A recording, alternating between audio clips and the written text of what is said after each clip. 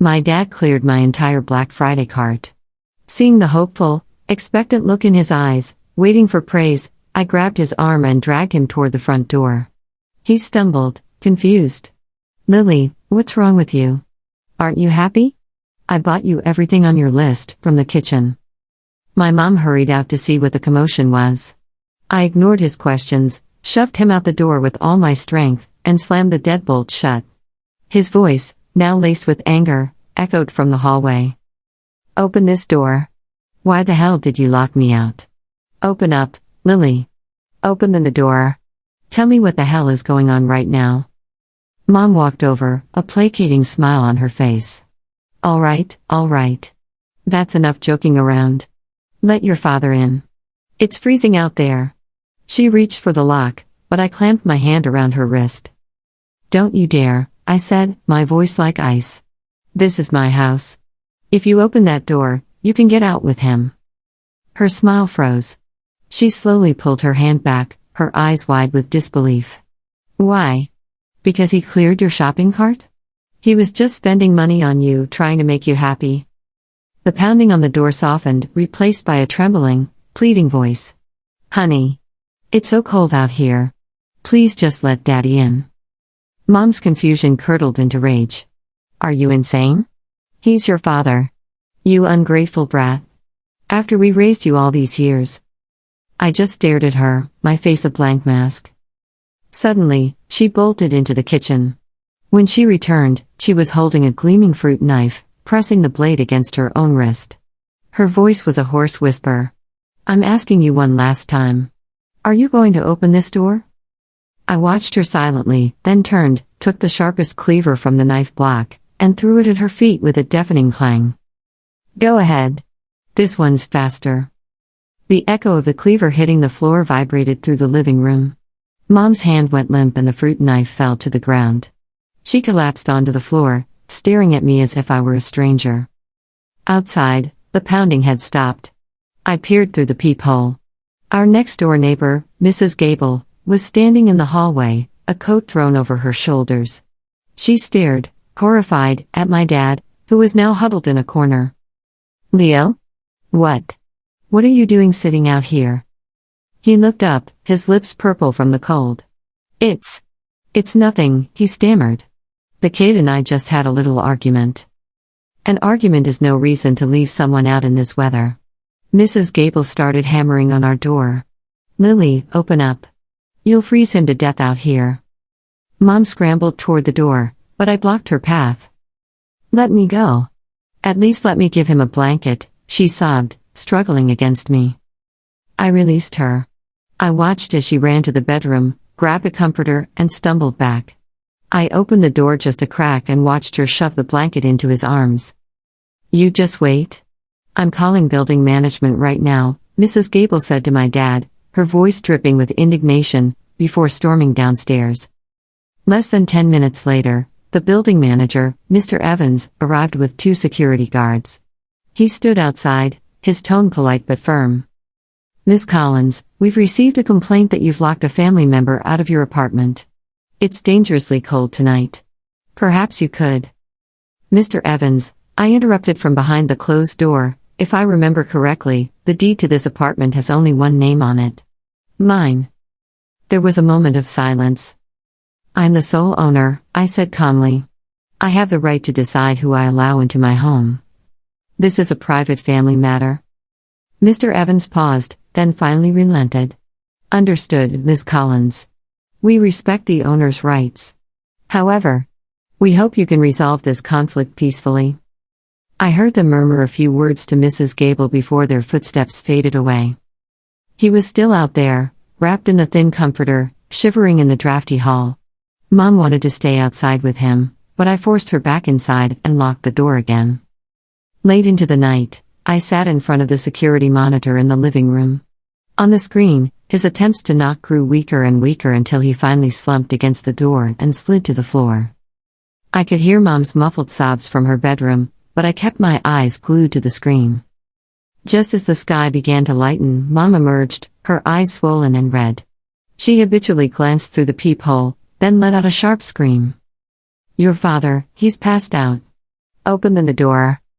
I walked to the door, calmly took out my phone, and dialed 911. Mom grabbed my arm, her nails digging into my skin. Open the door. We have to bring him inside. No, I said, my voice devoid of emotion. The wail of the ambulance siren grew closer. When the paramedics arrived with a stretcher, Mom finally broke free and rushed out. I stood just inside the doorway, watching them load him onto the stretcher, making no move to help. Mom looked back at me once, her eyes filled with despair and utter confusion before she followed the paramedics downstairs. The moment the door closed, I called the security company. Yes, I need it replaced now. The thickest steel door you have, with the most advanced lock system. An hour later, the installers were at work. The new door was barely in place when my phone rang. It was Mom, her voice choked with tears. Your father's in bad shape. The doctor said if he'd been out there any longer. You need to come to the hospital now. I'm not coming. It'd be better if he died. I hung up. A moment later, my phone started vibrating uncontrollably. The family group chat had exploded. The latest message was a 59-second audio clip from my mom. I pressed play, and her hysterical cries filled the room. Everyone needs to hear what this ungrateful daughter has done. She shrieked. Her father bought everything on her Black Friday list just to make her happy, and she locked him outside to freeze all night. Now he's in the hospital. How could I have given birth to such a monster? Beneath the message, a flood of shocked and condemning texts poured in. Expressionless, I left the group chat. My phone rang. It was my Aunt Lily. What the hell is wrong with you? She roared. Don't you know how good your father has been to you? He's lying in a hospital bed right now. Are you happy? I set the phone on the table and let her scream until she was breathless. Then I calmly picked it up and ended the call. A long text from my cousin Mark popped up next. Lily, having basic respect for your parents is the bare minimum of being a decent human being. Uncle Leo and Auntie raised you, and this is how you repay them? Get to the hospital and apologize right now, or don't be surprised when I no longer consider you my cousin. With a tap of my finger, I blocked him. Then came my other uncle. Another aunt. One by one, anyone who dared to lecture me was added to my block list. Finally, silence. But peace only lasted a few hours.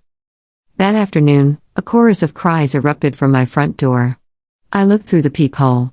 Mom was at the front, holding up Dad, pale and still in a hospital gown. My aunts, uncles, and cousin Mark surrounded them like a human shield. She changed the locks. She even changed the locks. Mom shrieked, pounding on the new steel door. Lily, you heartless monster. Your father just came back from the brink of death and you won't even let him in. My uncle slammed his fist against the door. Open up. Do you have any idea how close your father was to dying? I leaned against the other side of the door, watching their furious faces as if they were actors in a play that had nothing to do with me. My aunt pressed her face to the door, sobbing. Lily, how could you forget how much your father dotes on you? Has he ever been anything but good to you? Neighbors began trickling into the hallway. I heard their whispers. This is awful. She locked her own dad out? What is wrong with kids these days? My phone buzzed. An anonymous post appeared in the building's resident chat. Can some people please have a little decency? Locking your elder out of the house is just shameful. Suddenly, Mom let out a desperate, guttural scream. Lily, are you trying to kill us? Do you want us to die right here on your doorstep before you're satisfied? Amid the chaos, my dad, silent until now, spoke in a weak voice. Don't be so harsh. You'll scare her. He shuffled forward and tapped gently on the door. Honey, please open the door. Let Daddy come home. I'm not mad at you. Mom held him, weeping. Look at your father. He was just revived, and he still can't bear to say a harsh word to you. Do you even have a heart? I yanked open the inner wooden door, facing him through the steel security gate. Lily. He reached a trembling hand through the bars. I stepped back. What do you really want? I asked. Tears streamed down his cheeks, his voice thick with emotion. What did I do wrong? I stared into his eyes, my voice low and deliberate. I want you to disappear. Mom let out a piercing scream and threw herself against the security gate. "You monster! He's your father!" Just then, the elevator doors opened. My grandparents emerged. As soon as my grandmother saw the scene, tears filled her eyes. "Lily, dear, please open the door. Let Grandma come in and talk to you. Please." I looked at her wrinkled, tired face. Slowly, I knelt, and through the cold steel bars, bowed my head to the floor. "Grandma. Grandpa. I'm sorry." My grandmother looked at me, disappointed. She tightened her grip on my grandfather's arm.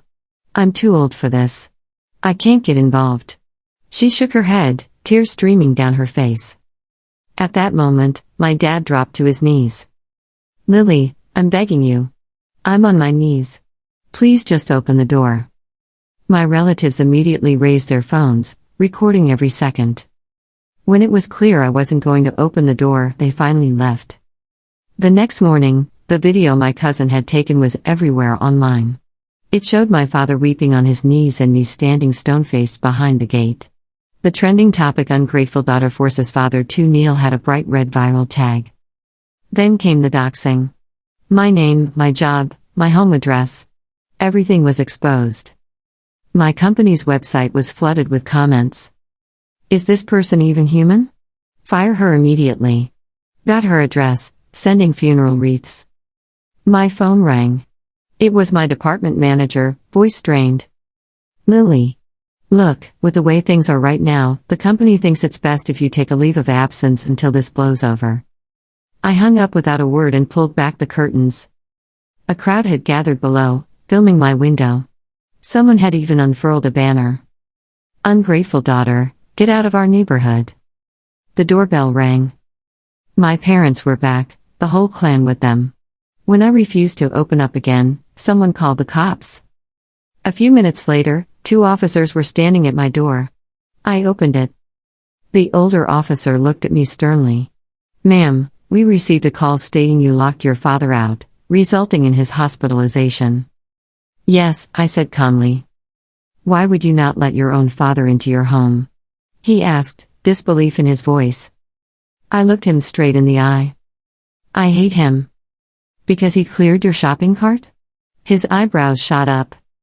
I took a deep breath, my voice clear, steady. "Because he's not my father." The officer's expression shifted instantly to one of intense seriousness. My mother shrieked and tried to lunge at me, but the younger officer held her back. "What are you talking about?" she screamed. "Leo. Tell her. Tell her you're her father." He was kneeling on the floor, his face paper white, lips trembling, unable to form a single word. Even my relatives fell silent, their expressions shifting to something strange, something I couldn't quite read. The older officer turned back to me. "Do you have any proof?" "I do," I said, my gaze unwavering. "I have a lot." I didn't break eye contact with the officer as I said those 3 words. "I have a lot." Behind him, my mother was still shrieking, clawing at the younger officer's arm. Leo was on his knees, his hospital bracelet hanging loosely from his wrist, eyes glassy and terrified. "Then we'll need to come inside and hear it," the older officer said quietly. His tone had shifted completely. He no longer sounded like a man lecturing a disobedient daughter. He sounded like someone walking into a crime scene he hadn't expected. I stepped back from the gate and keyed in the code. The lock clicked. My relatives surged forward, but the younger officer threw out an arm. "Family stays in the hallway for now," he said. "Ma'am, may we come in?" I opened the door wider. "You, yes. Them, no." My mother lunged for the threshold, but the younger officer blocked her again.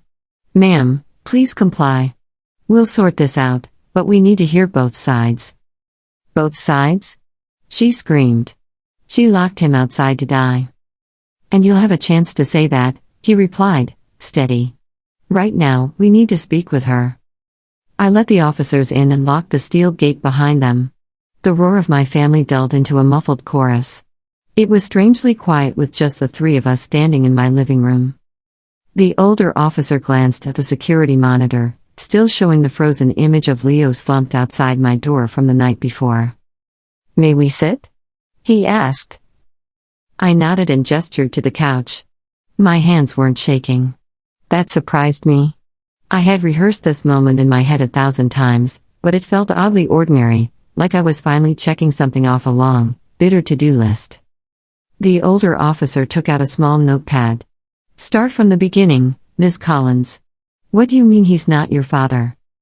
I walked to my bedroom and came back with a worn, expanding file folder and a small black hard drive. I set them both on the coffee table between us. I'll show you, I said. The first document I pulled out was a paternity test. The lab's logo was stamped in the top corner. 2 names were printed in bold, Leo Collins and Lily Collins. Under the results section, a single line in clinical language, probability of paternity, 0.00%. The older officer stared at it for a long time. Then he looked up. When did you have this done? 2 years ago, I said. I took a cheek swab from myself and one from Leo while he was snoring on the couch. I mailed them to 3 different labs, just in case I thought I'd imagined the results. All 3 came back the same. I laid down the other 2 reports. Why did you do that test in the first place? The younger officer asked. The question took me back before I could stop it. I had been 17, standing in the high school biology lab, flipping through a textbook about blood types and inheritance. My own blood type was printed neatly on the faded card I kept in my wallet, O negative. I knew my parents' types because my mother had bragged about having special blood once after surgery. AB negative for her, AB positive for Leo. 2 AB parents couldn't have an O child. It was a simple, ugly math problem that refused to resolve. At first, I told myself it was a mistake. Maybe I'd misremembered. Maybe the doctor had misfiled something. Maybe there was a rare exception. I spent nights on my phone, deep in medical forums, chasing that maybe until the denial frayed into something sharp and vibrating. The day I finally confronted my mother, she laughed in my face. Do you really think doctors never make mistakes? She scoffed. You're such a drama queen, Lily. Maybe if you spent less time on the internet and more time studying something useful. Leo had just looked at me, eyes flat. Drop it, he said. We're your parents. That's all that matters. They didn't say you're wrong, they said, drop it. That was the moment a small, hard knot formed in my chest. It never went away. Back in the living room, I told the officers all of this, the biology lesson, the cards, the conversation, the way my parents had tried to suffocate the questions instead of answer them. After that, I said, I started looking. The next papers I slid onto the table were photocopies of bank statements. Monthly transfers from an account in Leo's name to an unknown recipient had started when I was 3 years old and stopped abruptly when I turned 12. Those are from Leo's personal account, I said. I pulled them from an old hard drive he threw away. The transfers went to a woman named Rosa Martinez. She lived 3 states away. She died when I was 12. The payments stopped the month she did. The younger officer frowned. Who is she to you? My mother, I said. My real one. I could tell he wanted to ask how I knew, but the older officer was already flipping to the next document. A faded, grainy photocopy of a missing child flyer from a small-town newspaper. The picture showed a toddler with dark hair and serious eyes.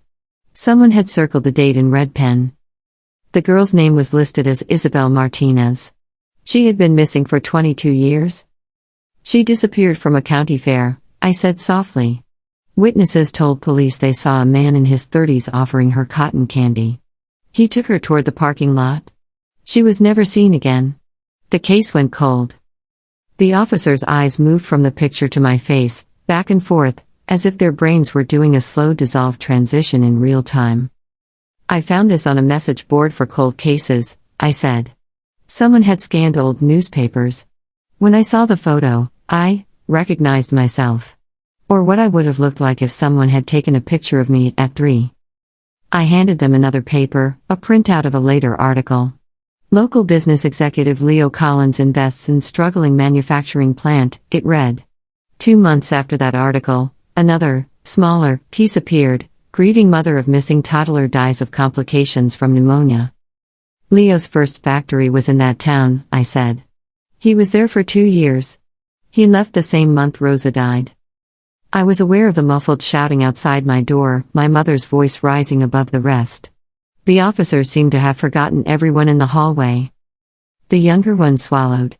"You're saying he abducted you?" "I'm saying I have enough to make any prosecutor interested," I replied. "And that's only the paper trail." I picked up the hard drive and balanced it lightly in my palm. It felt heavier than it looked. "This has more," I said. "Emails. Voice recordings. Video." That part hadn't come from trash. That part had come from my own paranoia. The day I saw the missing child flyer, something snapped. I stopped trying to be the good daughter whose questions were dramatic. I started watching. I told the officers about the home assistant devices my parents were so proud of, their little cylinders glowing softly in the corners of every room. I was the one who had set them up. I'd never told them that the system could store audio logs locally. I'd never told them I knew how to pull those logs. I described the night 2 years ago when I'd sat alone at my laptop, headphones on, scrubbing through hours of casual, boring domestic noise. The clink of silverware, the hum of the air conditioner, the mindless realities of a family I no longer believed in. And then, the conversation. It had been late. My parents thought I was asleep. Their voices, low and strained, floated out of the speakers and into my skull. "Lily's asking again," my mother had hissed. "Do you know how dangerous this is? If she keeps digging, she's not going to find anything," Leo had snapped. "I paid everyone who needed paying." My God, Leo, listen to yourself. You stole someone's child. You replaced their dead kid with her. There was a thud, like a fist hitting the table. "Would you rather have gone to prison?" he demanded. "We lost our baby. You refused therapy. You wouldn't eat. I did what I had to do. Nobody wanted that kid. Rosa was desperate. You think she wasn't relieved to see the money? It was an arrangement." "An arrangement?" My mother's voice had broken on the word. "You think her real father sees it like that? He tried to come back for her. He came to the factory. You had security throw him out. He was a drunk and a problem. I protected this family by buying a child and calling it mercy," she had whispered. "You forged papers. You lied about the adoption. You told me if I didn't sign, you'd tell everyone I was crazy." There had been a long, ragged silence. "We built a life," Keith said finally, quietly. "She's ours now. It's too late to change anything." Back in my living room, I pulled my phone from my pocket and tapped the screen. Their words filled the air again, this time from the tiny speakers in my hand. The officers listened without interrupting. My mother's voice, my father's, wrapped around us like smoke. The younger cop's jaw tightened. The older one scribbled something on his notepad, then stopped, as if it was pointless. The confession was right there. When the recording ended, the room felt heavier. "So yes," I said. "He cleared my Black Friday cart. He bought me everything on the list. But men who buy children also buy silence. Gifts are cheaper than guilt." The younger officer ran a hand down his face. "Why didn't you report this sooner?" "I tried," I said. "I went to a lawyer. He told me without more evidence, it would be my word against theirs, and that the statute of limitations for some charges had probably passed. He suggested I make peace with my past and move on. Therapy instead of police. You know how it is. Everyone wants a neat story. Abducted baby grows up, forgives her parents, writes a memoir about healing." I smiled, but there was no humor in it. "I wasn't interested in that story," I went on. "Forgiveness is not the same as pretending nothing happened." "So you what? You waited for a chance to punish him?" the younger officer asked. "Locked him out in the cold hoping he'd die?" "That's what they're going to say," I replied. "On the internet, in the hallway, in their prayer groups and family chats. But no. I waited for a moment when they would be so certain of their own righteousness, so busy performing their good parent act, that they'd walk right into the light." The older officer looked at me sharply. "What do you mean?" "The Black Friday cart wasn't random," I said. "I filled it with things Leo couldn't resist bragging about. The newest gadgets, the fanciest kitchen appliances, the stuff that would make him feel like a provider again. He can't stand the thought of being ordinary. Of not being the hero in the story." I tapped the hard drive.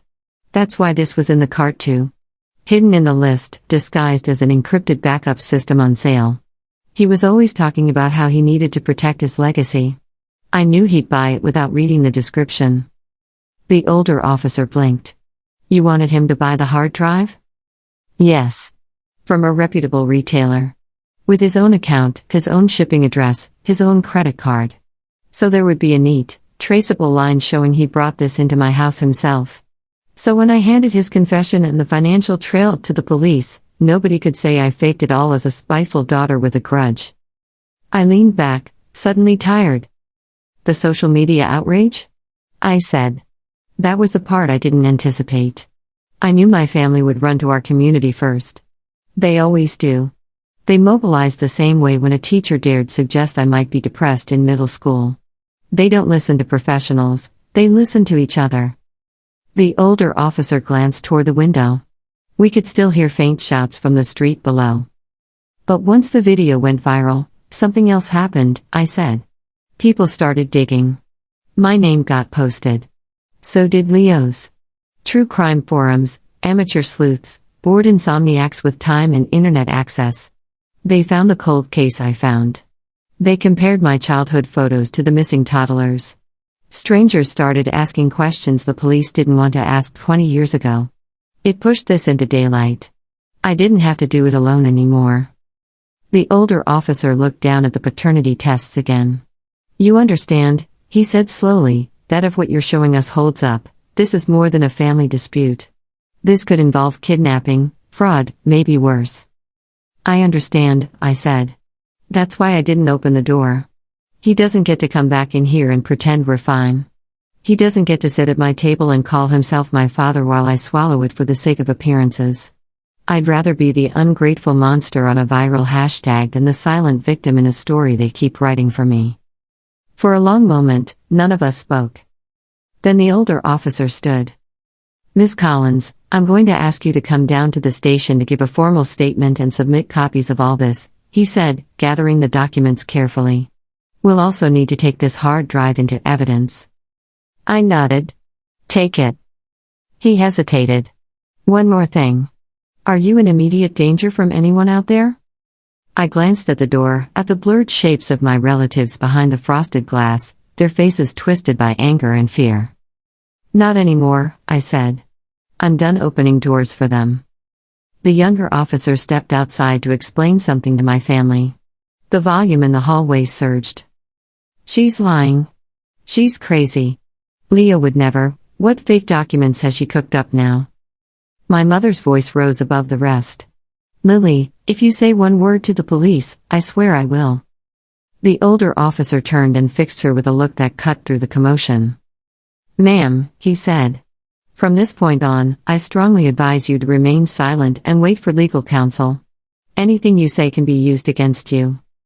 Her face went slack, the color draining away. For the first time, I saw it, the tiny crack of fear under all that performative outrage.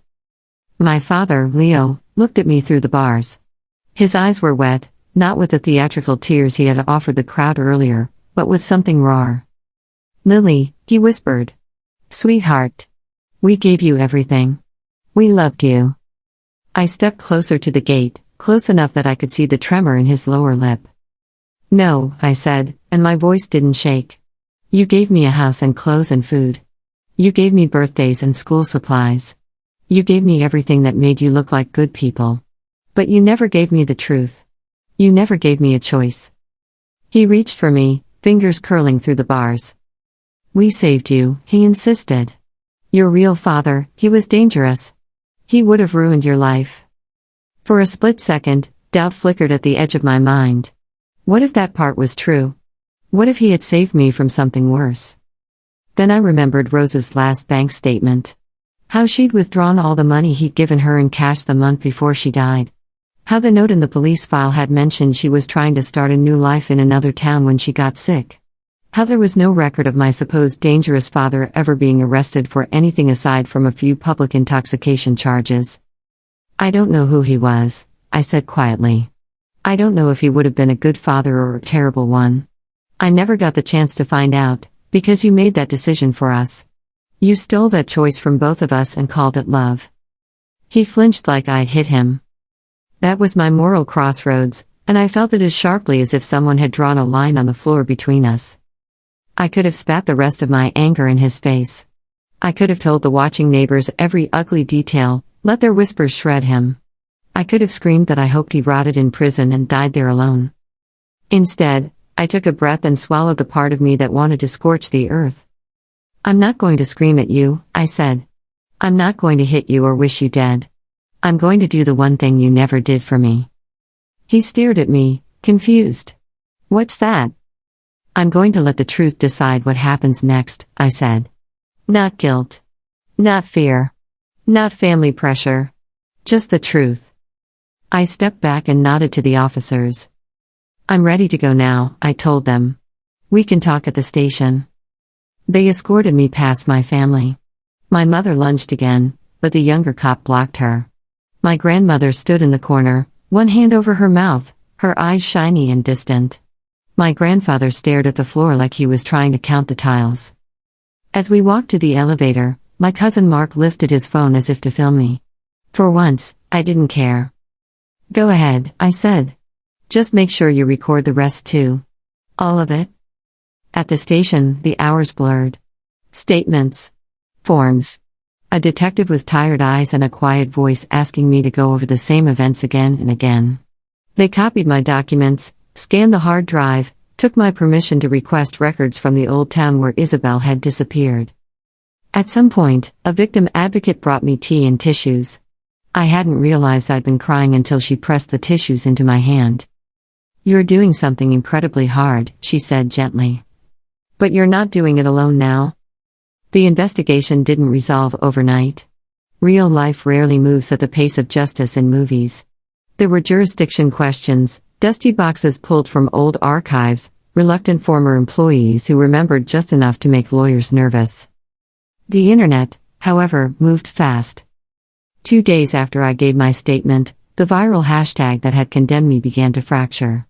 Someone posted side-by-side photos of me and the missing toddler, circling identical features. Amateur genealogists started digging into public records around Leo's first factory. A podcast about unsolved crimes did an emergency episode about the Black Friday door case, speculating wildly about trafficking and black market adoptions. Not all of it was accurate. Some of it was sensationalized to the point of absurdity. But buried in the noise, the essential question that had haunted me for years finally broke through. If she's not his daughter, then whose is she? A week later, the detective called me in. We've matched your DNA to a sample on file from the old Martinez case, she said. It's not perfect, samples degrade, but it's strong enough to convince a judge. Combined with the financial records and the recording, the DA is moving forward with charges. There may be more as we dig. I sat there, the words washing over me. Kidnapping. Fraud. Obstruction. Maybe more depending on what else they found. It felt surreal, hearing my private nightmare repeated in legal language. Does anyone from my birth family still exist? I asked finally. Anyone who wants to be found? The detective hesitated. Your maternal aunt, she said. Rose's younger sister. She's been living out of state. She never stopped wondering what happened to you, but the old investigators wrote her off as emotional and unreliable. She slid a business card across the table. She said she'd like to talk when you're ready. No pressure. This is on your timeline. I stared at the card. A name. A phone number. A small, fragile doorway to a life that might have been. Outside the station, reporters had started to gather. My parents' version of the story, that of the cruel, ungrateful daughter, had carried them through the first wave. The second wave was less forgiving to them. Did you buy a child, Mr. Collins? Mrs. Collins, did you know your daughter wasn't yours by birth? Lily, do you feel any regret for what you did? That last question came as I was leaving the building with the victim advocate beside me. Microphones thrust toward my face, cameras clicking, people hungry for some neat quote to paste over a split screen of my face and Leo's. I thought about it for a long beat. Did I regret locking him out?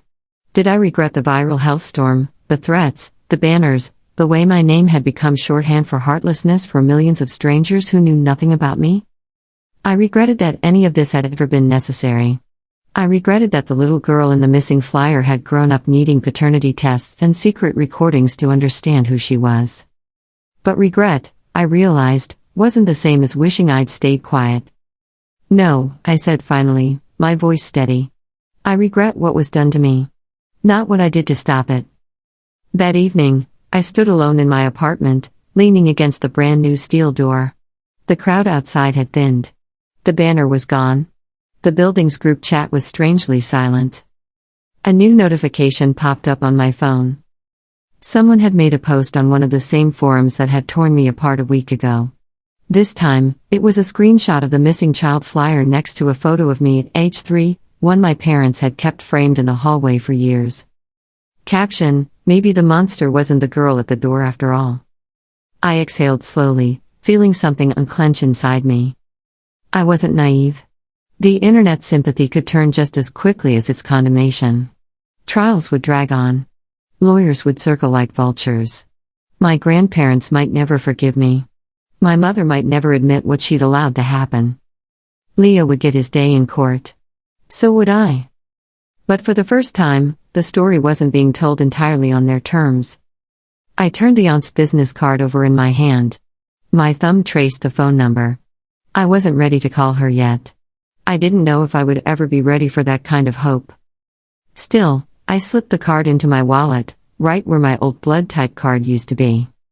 For years, that little rectangle had been proof that something didn't add up. Now I carried something else in its place, not an answer, exactly, but a possibility. I went to the window and opened it. The night air was cold, but it didn't bite the way it had on Leo's skin.